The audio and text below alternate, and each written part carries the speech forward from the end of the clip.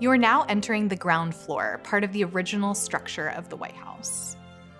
The ground floor was included in the original White House plans and was considered a basement to the state floor. Originally, this floor looked very different than it does today. The historic ground floor included laundry space, storage space, as well as the White House kitchens.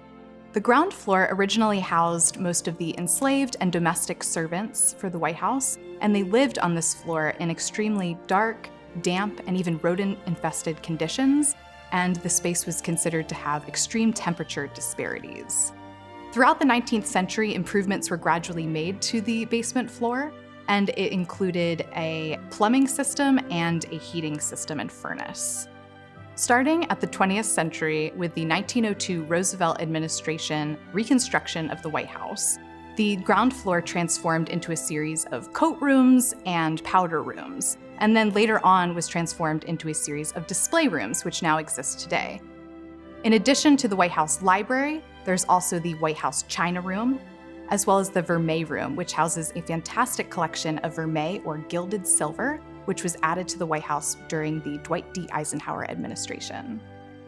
The ground floor is also home to many portraits of First Ladies, including Jacqueline Kennedy, Hillary Clinton, and Laura Bush.